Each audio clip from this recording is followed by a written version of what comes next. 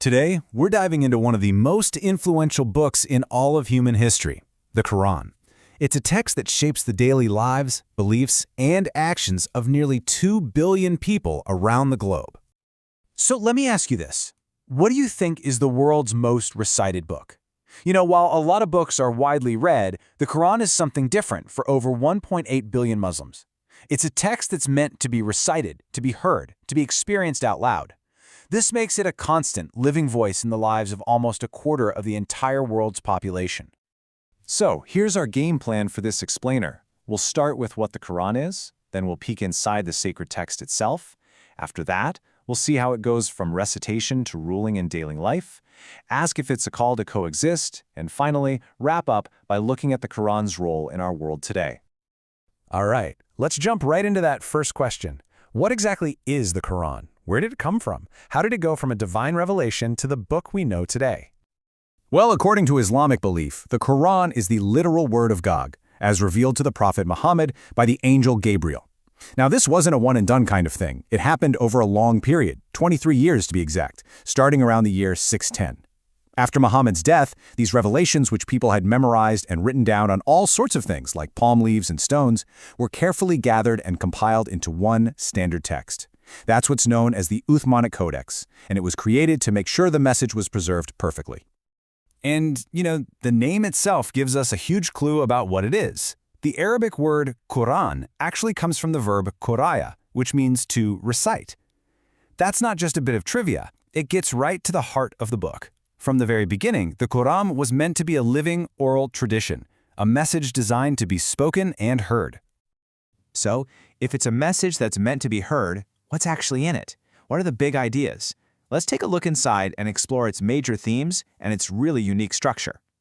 You'll find 3 themes that come up again and again. First and foremost is Tawheed. This is the core belief in one, and only one, God. Simple as that. Second, it's packed with stories about earlier prophets, figures you might recognize like Adam, Moses, Abraham, and Jesus. And their stories are there to teach important moral lessons. And third, a huge chunk of the book, about a third of it, is dedicated to what's called eschatology. That's everything to do with the end of time, a final day of judgment, and what happens in the afterlife. Now, if you're reading the Quran for the first time, its structure can be a little surprising. It's not a straight-line story from A to B. Instead, themes and stories pop up in different places, kind of weaving together into this web-like pattern. And scholars like Michael Sells argue that this isn't random at all. He suggests it's a powerful literary device, as if the divine message is so intense, so profound, that it just shatters our normal everyday rules of language. Okay, so we've got this incredibly powerful non-linear text, but how do people actually engage with it? How does it go from being words on a page to something that shapes how you live your life every single day? First, the basics. The Quran is divided into 114 chapters, which are called surahs. But what's really interesting is they aren't arranged in the order they were revealed. For the most part, they're organized by length, starting with the longest chapters and ending with the shortest. But engaging with the Quran is so much more than just reading these chapters from front to back. In fact, 2 whole fields of study grew up around it. On one hand, you have tajweed.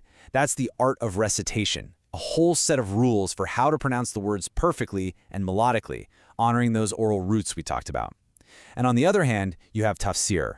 This is the science of interpretation, a deep scholarly tradition of digging into the verses to understand their meaning, their historical context, and what they mean for law and life. So it's this incredible dance between sound and meaning. Now, given its massive global reach, you have to wonder, right? How does the Quran talk about other religions? Does it actually provide a roadmap for coexistence in a world full of different beliefs? Well, what's fascinating is that the text itself provides a very specific vocabulary for how to engage with other faiths. It calls Jews and Christians al-Kitab, or people of the book, which right away points to a shared heritage. It uses a term, ta'arafu, which is a direct call to get to know one another, and another, ta'awun, to encourage cooperation. It even promotes this idea of musabaka, a kind of friendly competition between communities to see who can do the most good deeds. And if you take all those concepts together, they really boil down to 4 core principles that act like a blueprint for a peaceful global village: equality, mutual understanding, cooperation, and friendship. So the key thing here is that the idea of pluralism and positive interfaith relationships is built right into the foundational text. But of course, we all know there can be a pretty big gap between the ideals in a sacred text and the realities we see on the ground. So for our final section, let's look at the Quran's place in our messy, complicated modern world. And this gets us to a tension that's always there. On the one hand, the Quran gives a very clear instruction: cooperate in matters of goodness and piety, and don't cooperate in matters of sin and hostility. The focus is on working together for the common good. But on the other hand, as some analyses point out, the reality can be that some communities get stuck focusing on small internal debates over minor points of law, and in the process, they can lose sight of the bigger social and ethical issues they share with all of their neighbors. And that really leaves us with a profound question, doesn't it? The Quran, like any great text, is vast and complex. It calls for justice, cooperation, and a constant awareness of God. But how it's interpreted has changed so much across time and between different cultures. So if it's true that a book's message really depends on who's reading it, the final question for all of us is, what will we choose to hear?